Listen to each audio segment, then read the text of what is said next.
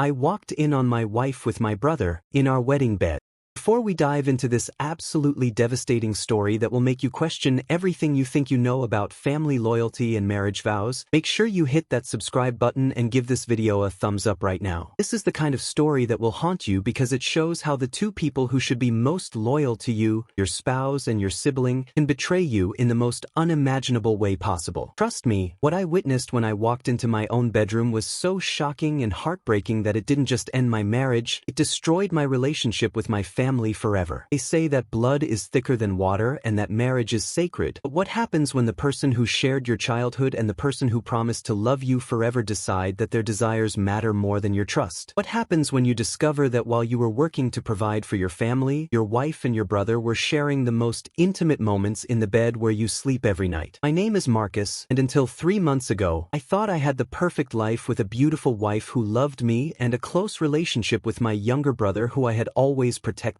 and supported. I thought the bed my wife and I shared was sacred, a symbol of our marriage and commitment to each other. I had no idea that when I came home early from work that Tuesday afternoon, I would walk into our bedroom and find my wife Sarah in the arms of my brother Kevin, destroying two of the most important relationships in my life in a single moment. I'm 34 years old, a construction foreman from Phoenix, Arizona, and I've been married to Sarah for 4 years. We don't have children yet, but we were trying to start a family and had been looking forward to building our future together. Sarah works as a dental hygienist, and we seem to have a stable, loving relationship built on trust and mutual respect. My younger brother Kevin is 29 years old and has always been the more charming and outgoing one in our family. Growing up, I was the responsible older brother who looked out for Kevin, helped him with his homework, and bailed him out of trouble when he made poor decisions. Kevin worked various jobs, sales positions, restaurant management, anything that relied on his natural charisma and ability to connect with people. Sarah and Kevin had met several times over the years at family gatherings, holidays, and social events. They always seemed to get along well, which I appreciated because I wanted my wife and my brother to have a good relationship. Kevin was funny and social, and Sarah enjoyed his sense of humor and easygoing personality. Kevin always makes me laugh, Sarah would say after family dinners. He has such great stories about his customers and coworkers. I was glad that Sarah and Kevin enjoyed each other's company because family harmony was important to me. I had grown up in a close-knit family where siblings supported each other, and I wanted that same dynamic to continue in my married life. About 8 months ago, Kevin went through a difficult breakup with his long-term girlfriend and was dealing with depression and financial problems. As his older brother, I felt responsible for helping him get back on his feet. Sarah and I invited Kevin to stay in our guest room for what we thought would be a few weeks while he found a new apartment and got his life back together. Kevin needs our support right now, Sarah said when we discussed the arrangement. Families should help each other during tough times. I appreciated Sarah's compassionate attitude toward Kevin's situation, and I thought having him stay with us temporarily would help him recover from his breakup and find stability in his life. Kevin moved into our guest room and immediately began contributing to household chores, cooking meals, and helping with various projects around the house. He seemed grateful for our help and made an effort to be a good house guest. I really appreciate you guys letting me stay here, Kevin told us frequently. I promise I'll get back on my feet soon and find my own place. Sarah seemed to enjoy having Kevin around the house. She would often mention how helpful he was and how much she appreciated his assistance with cooking and cleaning. Kevin made dinner tonight, she would tell me when I came home from work. He's actually a really good cook. Kevin helped me organize the garage this afternoon. She might say on weekends. He's so handy with tools and organizing. I was pleased that Kevin was being helpful and that Sarah was enjoying his company. It seemed like the living arrangement was working well for everyone involved. The first thing that made me slightly uncomfortable was when I started noticing that Sarah and Kevin seemed to have developed inside jokes and shared references that I didn't understand. They would make comments to each other that would cause them both to laugh, but when I asked what was so funny, they would claim it was something silly that happened while I was at work. "You had to be there," Sarah would say, or "It's just a stupid joke about something we saw on TV." Their shared humor seemed harmless, but I felt slightly excluded from their developing friendship. The second thing that caught my attention was when I noticed that Sarah and Kevin were spending a lot lot of time together during the day while I was at work. Sarah would mention activities they had done together, grocery shopping, running errands, working on household projects, that seemed to involve more collaboration than necessary for simple tasks. Kevin and I went to Home Depot to pick out paint for the guest bathroom, Sarah might tell me, or Kevin helped me reorganize the kitchen cabinets today. I appreciated that they were both working to improve our house, but I started to wonder why they were doing so many activities together instead of Sarah handling errands independently or Kevin taking care of his own responsibilities. The third red flag came when I noticed that Sarah's appearance and behavior had changed in subtle ways since Kevin had been staying with us. Sarah started paying more attention to how she looked during the day, wearing nicer clothes and makeup even when she wasn't working or going out socially. She seemed more energetic and happy, often humming or singing while doing household tasks. "You seem really happy lately," I commented to Sarah one evening. "I just feel good," she replied. "Having Kevin around has been fun, and I like having more help with everything." Sarah's explanation seemed reasonable, but her increased attention to her appearance during daytime hours when only Kevin was around seemed unusual. The fourth and most concerning change was in Sarah's physical affection and intimacy with me. Sarah became less interested in spending romantic time together, often claiming she was tired or stressed after long days. Our physical relationship became less frequent and less passionate, and Sarah seemed distracted even when we were being intimate. "I'm just exhausted lately," she would say when I tried to initiate romance. "Work has been really busy, and I've been doing a lot around the house." The situation came to a head 3 months ago on a Tuesday afternoon when I came home from work earlier than usual due to a job site being shut down by bad weather. I had texted Sarah to let her know I was coming home early, but she didn't respond, which wasn't unusual since she sometimes kept her phone on silent during the day. When I pulled into our driveway, I noticed that Kevin's car was there, which made sense since he was living with us. Sarah's car was also there, indicating that she was home from work. I entered our house through the front door and called out to let Sarah and Kevin know I was home early. "Sarah, Kevin, I'm home," I called, but there was no response. I figured they might be in the backyard or upstairs, so I headed toward our bedroom to change out of my work clothes. As I approached our bedroom, I could hear muffled sounds that seemed unusual, voices and movement that didn't sound like normal conversation or household activities. When I opened our bedroom door, I was confronted with a sight that will be burned into my memory forever. Sarah and Kevin were in our bed, the bed that Sarah and I had chosen together, the bed where we had spent our wedding night, the bed that represented our marriage and our intimate relationship. They were completely naked and obviously in the middle of sexual activity. Sarah was on top of Kevin, and both of them were so absorbed in what they were doing that they didn't immediately notice that I had entered the room. I stood in the doorway for what felt like an eternity but was probably only a few seconds, trying to process what I was seeing and unable to believe that the two people I trusted most in the world were betraying me in the most intimate way possible. When Sarah finally noticed me standing there, she screamed and jumped off of Kevin, grabbing bedsheets to cover herself. Kevin sat up quickly, his face showing a mixture of shock, guilt, and panic when he realized I had caught them. "Marcus," Sarah said, her voice filled with horror. "I can explain." But there was nothing to explain. What I had witnessed was clear and undeniable. My wife and my brother had been having sex in my marital bed while I was at work. "How long?" was all I could manage to say. Sarah and Kevin looked at each other, and in that moment of eye contact, I could see that this wasn't a one-time mistake or moment of weakness. They had been having an ongoing affair. "Marcus, please," Kevin started to say, but I held up my hand to stop him. I turned around and walked out of the bedroom, leaving Sarah and Kevin to deal with the consequences of being caught in the most devastating betrayal I could imagine. I sat in my living room for over an hour, trying to process what I had just witnessed and what it meant for my marriage, my relationship with Kevin, and my entire family. Sarah and Kevin eventually came downstairs, both dressed and looking ashamed and guilty. "Marcus, we need to talk," Sarah said, sitting across from me on the couch. "How long has this been going on?" I asked again, my voice calmer than I expected it to be. Sarah and Kevin looked at each other again before Sarah answered. "About 6 months," she admitted quietly. 6 months. That meant their affair had started before Kevin had moved in with us, back when he was supposedly going through his difficult breakup and needed our support. "So when you asked to stay here," I said to Kevin, "you were already sleeping with my wife?" Kevin couldn't make eye contact with me when he nodded. "We didn't plan for this to happen," Sarah said, starting to cry. "It just developed gradually, and by the time we realized what was happening, we were already involved." But their explanation made the betrayal even worse. This wasn't a spontaneous mistake or a moment of weakness. It was a calculated affair that had been going on for months while I was providing Kevin with housing and supporting him through what I thought was a difficult time in his life. "Did you break up with your girlfriend because of Sarah?" I asked Kevin. Kevin nodded again, confirming that he had ended his previous relationship to pursue an affair with my wife. And you both thought it was appropriate for Kevin to move into our house while you were having an affair? I asked Sarah. Sarah couldn't answer that question because there was no reasonable justification for what they had done. If you're feeling as betrayed and devastated as I was when I discovered my wife and brother's affair, you need to hit that subscribe button right now because this story gets even more shocking when I learned the full extent of their deception. What I found out about how they had been planning their future together and what they had been saying about me behind my back will make you realize that some betrayals go so deep that they destroy not just relationships but entire families. Ring that notification bell because you won't believe how I handled this ultimate betrayal and what happened to everyone involved. Over the next several hours, Sarah and Kevin admitted to additional details about their affair that made the situation even more painful. They confessed that they had been having sex in our marital bed regularly, usually during the day while I was at work. The bed where Sarah and I had spent our wedding night, where we had shared intimate moments throughout our marriage, had become the setting for their affair. "We're sorry," Sarah said repeatedly. "We never meant for you to get hurt." But their actions showed a complete disregard for my feelings and our marriage vows. They hadn't just had an affair, they had conducted their affair in the most sacred space of our marriage while accepting my hospitality and support. Kevin admitted that his financial problems and need for housing had been partially fabricated to create an excuse to move in with us and have easier access to Sarah. "I did lose my job," he said, "but I could have found another place to stay. I asked to stay here because I wanted to be close to Sarah." This revelation meant that Kevin had manipulated our family relationship and exploited my desire to help him in order to facilitate his affair with my wife. Sarah admitted that they had been discussing their future together and had been planning for Kevin to find his own apartment where Sarah could eventually move in with him. "We talked about you finding out eventually," Sarah said. "We knew we couldn't keep this secret forever." They had been planning to end our marriage and destroy our family while living in our house and accepting our support. The most painful part of their confession was learning that they had been intimate in every room of our house, our kitchen, our living room, our guest bathroom, making the entire home feel contaminated by their betrayal. "We lost control," Sarah said as an excuse, but their behavior showed a pattern of deliberate choices rather than momentary lapses in judgment. I told Sarah and Kevin that they both needed to leave our house immediately and that I never wanted to see either of them again. Kevin packed his belongings and left that evening, but not before trying to apologize and justify his actions. "Marcus, you're my brother," he said. "I hope someday you can forgive me." But Kevin had forfeited his right to be my brother when he decided to pursue an affair with my wife. Blood relationship doesn't excuse betrayal of this magnitude. Sarah begged me to consider counseling and working on our marriage, claiming that her affair with Kevin had been a mistake that she regretted. "I love you," she said. "Kevin was just a distraction, but you're my husband and I want to save our marriage." But Sarah's affair with Kevin wasn't a distraction, it was a fundamental betrayal of our marriage vows and our trust. She had chosen to have sex with my brother in our marital bed repeatedly over a period of months. That level of deception and disrespect couldn't be overcome with counseling. I filed for divorce the next day and hired a lawyer to handle the dissolution of our marriage. The divorce proceedings revealed additional painful details about Sarah and Kevin's relationship. Text messages and social media communications showed that they had been planning their future together for months and had been disparaging me behind my back. "Marcus works so much that he doesn't even notice what's happening in his own house," Kevin had texted Sarah. "He's so trusting that he actually thanked me for taking care of you while he's gone," Sarah had responded. They had been mocking my trust and my work ethic while conducting their affair in my home. The most difficult part of the divorce was dealing with the impact on our extended family. My parents were devastated to learn that Kevin had betrayed me in such a fundamental way, and family gatherings became impossible because of the conflict between Kevin and me. "How could you do this to your brother?" my mother asked Kevin when she learned about the affair. Kevin tried to claim that he and Sarah had fallen in love and that love couldn't be controlled, but our family saw his actions for what they were: a betrayal of family loyalty and basic human decency. Sarah's family was also shocked and disappointed by her behavior. Her parents had always liked me and were horrified to learn that Sarah had destroyed our marriage by having an affair with my brother. 6 months later, divorce was finalized, and I was awarded the house and the majority of our marital assets due to Sarah's adultery. Sarah and Kevin did move in together, but their relationship didn't last much longer after they were forced to deal with the reality of what they had done to achieve it. Kevin lost the respect of our entire family and was essentially ostracized from family events and gatherings. Sarah lost her job when word of the affair spread through her workplace, and she struggled to find employment in our small community. Guilt and social consequences of their actions put pressure on on their relationship that it couldn't survive. They broke up 8 months after my divorce was finalized, realizing that a relationship built on betrayal and deception wasn't sustainable. Kevin tried to reconcile with our family and apologize for his actions, but the damage he had done to our relationship was irreparable. Some betrayals are so fundamental that they can't be forgiven or forgotten. 2 years later, I've rebuilt my life without Sarah and Kevin. I sold our house because I couldn't live in the space where their affair had taken place, and I moved to a different part of the city to start fresh. I've learned valuable lessons about trust, family loyalty, and the importance of recognizing red flags in relationships. Sarah and Kevin's affair didn't happen overnight. There were signs and changes in behavior that I noticed but didn't act on because I trusted them both completely. I learned that trust must be earned and maintained, and that even family relationships require boundaries and respect to remain healthy. Kevin's betrayal taught me that blood relationships don't guarantee loyalty, and that some people will exploit family connections for their own selfish purposes. Sarah's betrayal taught me that marriage vows and commitment mean nothing if one partner is willing to violate them for personal gratification. The affair in our marital bed wasn't just about sex. It was about disrespecting the foundation of our marriage and contaminating the most intimate space in our relationship. Sometimes people ask me if I regret coming home early that day and discovering Sarah and Kevin's affair, since it led to the destruction of my marriage and my relationship with my brother. The answer is no. Living based on lies and deception is never sustainable, and Sarah and Kevin's affair would have been discovered eventually. It was better for me to learn the truth and make decisions about my life based on reality rather than continuing to live in a false reality where I was being systematically betrayed by the two people I trusted most. I deserve to know that my wife was unfaithful and that my brother was willing to exploit our family relationship for his own selfish purposes. The discovery of their affair was painful, but it allowed me to remove toxic people from my life and build relationships with people who value honesty and loyalty. I'm now in a relationship with someone who understands the importance of trust and commitment, and I've learned to recognize the warning signs of deceptive behavior that I missed with Sarah. My relationship with Kevin is permanently severed, but I've maintained good relationships with the rest of my family, who supported me throughout the divorce and understood that Kevin's actions were unforgivable. Some betrayals are so fundamental that they can't be overcome with apologies or time. When someone violates the most basic principles of trust and loyalty, they forfeit their right to be part of your life. Sarah and Kevin made the choice to pursue their affair in our marital bed while accepting my support and hospitality. They chose their immediate gratification over my well-being and our family relationships. When people show you that they're capable of that level of deception and betrayal, you should believe them about their character and protect yourself accordingly. Living without people who are willing to betray you is much better than living with the constant threat of deception from those you should be able to trust most. The bedroom where I discovered their affair has been replaced by a new home where I can build honest, trusting relationships based on mutual respect rather than lies and betrayal. And that's worth everything I went through to discover the truth about who Sarah and Kevin really were.